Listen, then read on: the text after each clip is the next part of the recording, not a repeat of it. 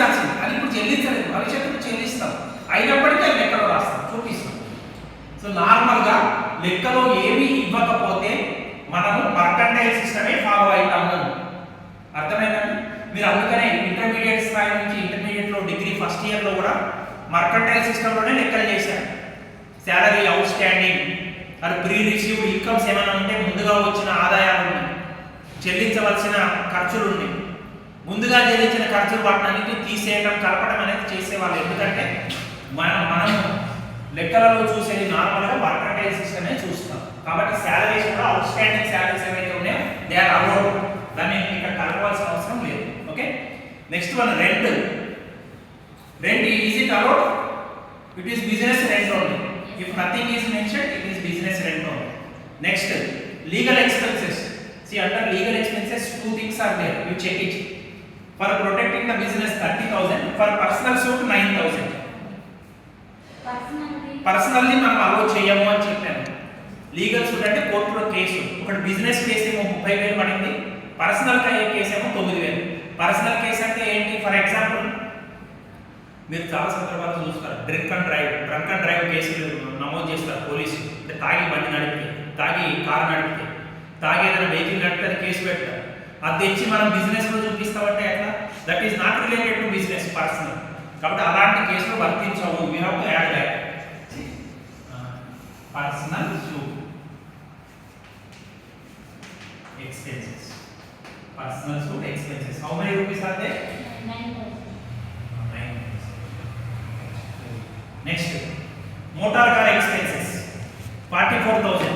But see, adjustment is there. Motor car expenses కు సంబంధించి adjustment ఉంది చూడండి. 50% use of motor car is attributable to business purpose. 44,000 లో 50% business కదా, మిగిలింది ఏమన్నట్టు పర్సనల్, అది ఒప్పుకో. ఓకేనా? బిజినెస్ 44,000 లో 50% అంటే ఎంత అవుతుందండి? 22,000, సగం. Okay, so 22,000 is related to business, remaining 22,000 personal. Okay, so I am writing as MC expenses. You write in full motor car expenses, or otherwise I am writing as M car expenses. Okay, in bracket I am mentioning as personal 22,000. Okay, next income tax. It is personal. మీకు చెప్పాను goods and service tax అయితే allowed, income tax is not allowed, అది personal. Okay, income tax. What is the amount? Next birthday party expenses, personal. అది చూడండి, shop opening expenses, shop anniversary celebration, they are related to business. Birthday, ఇంట్లో పిల్లల birthday, పిల్లల birthday అలాంటి అన్ని ఇస్తుంటారు, అవి ఎట్టి పరిస్థితుల్లో అలౌడ్ చేయరు. ఓకేనా? BP expenses I'm writing. BP అంటే బ్లడ్ ప్రెషర్, షుగర్ కాదు, birthday party writing food. Okay, BP, sugar, cholesterol కావు. Birthday party expenses 6,000. Next annual day expenses of the shop, they are allowed. Shop expenses అది. Okay, goods and service tax మీకు చెప్పాను కదా, GST, అది allowed. Next bad debts allowed. Provision is not allowed. Provision for bad doubtful debts అని ఉంది. Provision for I am writing as a DD, doubtful debts 2,008. Next, depreciation 16,000. చూడండి, depreciation ఉంటుంది కదా fixed assets మీద, దట్ ఈస్ అలౌడ్. కానీ కింద చూడండి, second point చూడండి, depreciation allowed as per IT act rules. Income tax rules ప్రకారం 58,000 అలౌ చేయాలి. కానీ మనకి తెలియదు కాబట్టి ఏం చేశాడు, ఓన్లీ 16,000 చూపించాడు. మీరు ఇన్కమ్ ట్యాక్స్ రూల్స్ ప్రకారం డిప్రిసియేషన్ అలౌడ్ అనే ఏమైనా అమౌంట్ ఇచ్చినప్పుడు ఏం చేస్తారు అంటే, సింపుల్ గా బ్లైండ్ గా ప్రాఫిట్ అండ్ లాస్ అకౌంట్ లో ఇచ్చిన డిప్రిసియేషన్ ఇక్కడ తీసుకోండి. ప్రాఫిట్ అండ్ లాస్ అకౌంట్ ఎంత ఇచ్చారు? 16,000 ఇచ్చారు. ఆ ఇన్కమ్ ట్యాక్స్ ప్రొవిజన్స్ లో ఇచ్చింది కింద యాడ్ చేయండి. యాడ్ అలౌవబుల్ ఎక్స్పెన్సెస్, అడ్మిసిబుల్ ఎక్స్పెన్సెస్ అని ఆ ఒరిజినల్ అమౌంట్ అక్కడ యాడ్ చేయండి. Add again less. ఏం లెస్ చేస్తాం? Incomes under other heads. Incomes under other heads. దీనికి అదనంగా మీరు ఇంకొక సంఖ్యలో ఏం చేస్తున్నారు? Less admissible expenses.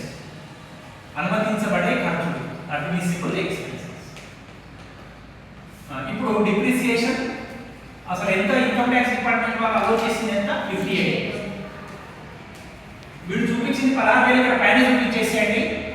Income tax department వాళ్ళు అలౌ చేసేది లెస్ చేసింది డిప్రిసియేషన్, అట్లా అడ్జస్ట్ చేయండి. ఇక ఈ తేడా 42,000 తర్వాత మీకు అనవసరం calculation. Okay, so next net profit అది తీసుకున్నాం మనం ఆల్రెడీ. డెబిట్ సైడ్ ఐటమ్స్ అన్నీ అయిపోయినాయి. అర్థమైందంటే మనం ఏం చేసాము. ఇక రైట్ సైడ్ రండి. గ్రాస్ ప్రాఫిట్ వదిలేసేయండి.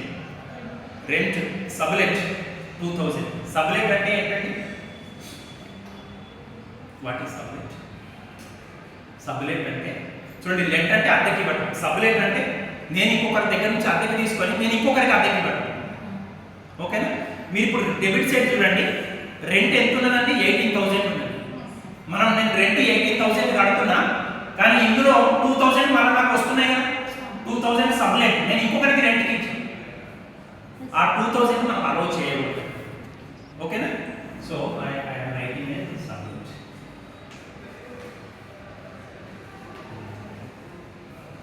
ఆ 2,000 ఎట్లా వచ్చిందండి? 18,000 నుంచి 2,000 తీసి 16,000 కదా. 18 మైనస్ 16 is equal to 2,000 అని చూపించాను. ఓకే, సబ్లెట్ అంటే నేను ఒకరి దగ్గర నుంచి రెంట్కి తీసుకున్నాను, షాపు నడుపుతున్నాను. అందులో మొదటి 2 రూమ్స్ నేను వాడుకుంటూ వెనకున్న ఈ రూమ్ ఇంకొకరికి అద్దెకి ఇచ్చావు, బ్యాచులర్ 2,000. నాకు ఒరిజినల్గా రెంట్ మీద ఎంత ఖర్చు అవుతుందని 18,000 అవుతున్నది కదా, 16,000 అవుతున్నది కదా. కానీ మరి ఇక్కడ డెబిట్ సైడ్ ఎంత చూపించాడు? 18,000 చూపించాడు. అట్లా చూపించకూడదు. ఓకేనా? సో 18 మైనస్ 16 వేసి 2,000 మనం అలౌ చేయాలి. ఇక profit on sale of old machinery. అది ఓల్డ్ మెషినరీ అమ్మితే వచ్చిన డబ్బు బిజినెస్ ఎక్స్పెండిచర్, బిజినెస్ ఇన్కమ్ ఏమన్నా కాదు కదా. You have to show under income from other source, income under other heads.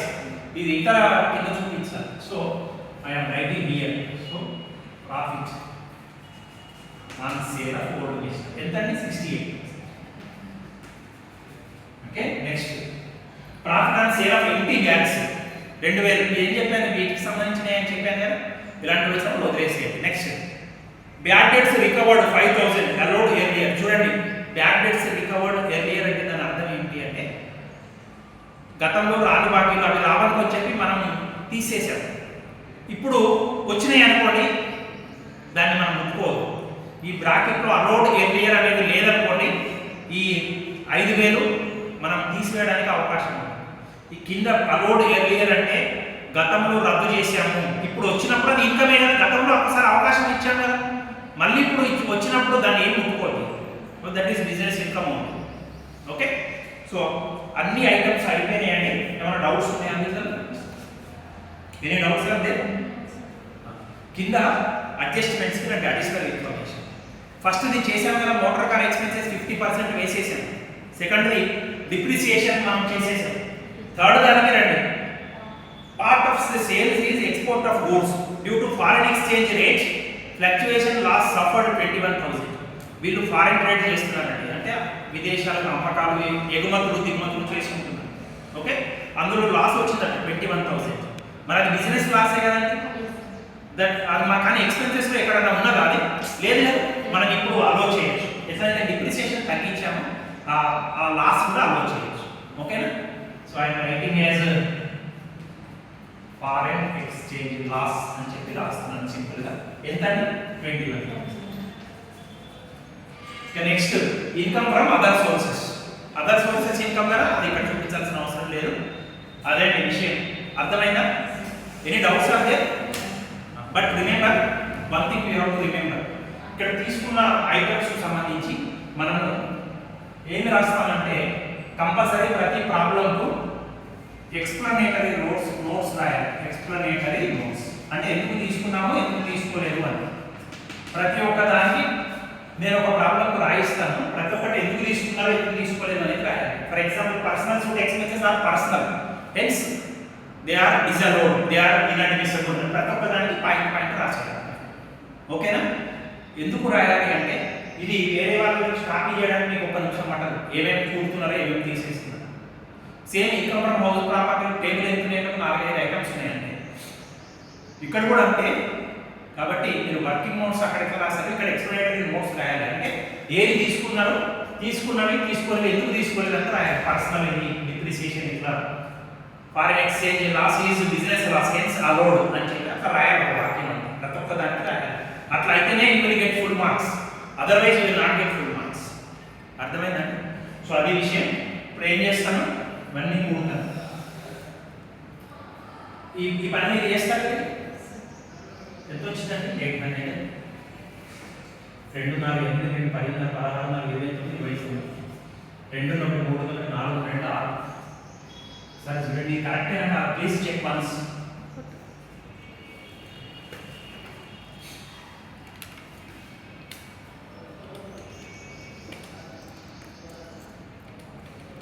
Then 68,000. 68,000 we have to minus.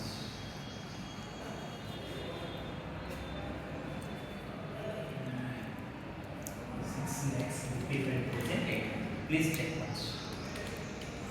రెండు కలిపితే 79,000. Is it correct? Please check once.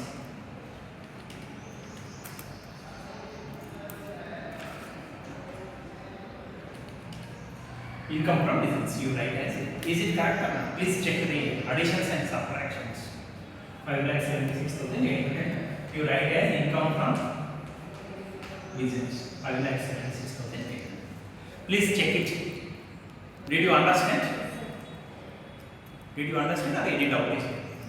See, you see the problem. Debit side items fully check. Whether any inadmissible expenses are there means you add.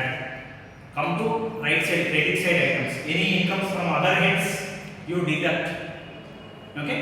You check other items also under additional information and other information adjustments. If any allowable expenses are there means you deduct. You prepare the table, but remember you write explanatory notes for everything. For every item, why you have taken, why you have not taken, you have to write. Okay? Thank you very much. We will continue in the next class. Thank you very much, dear students.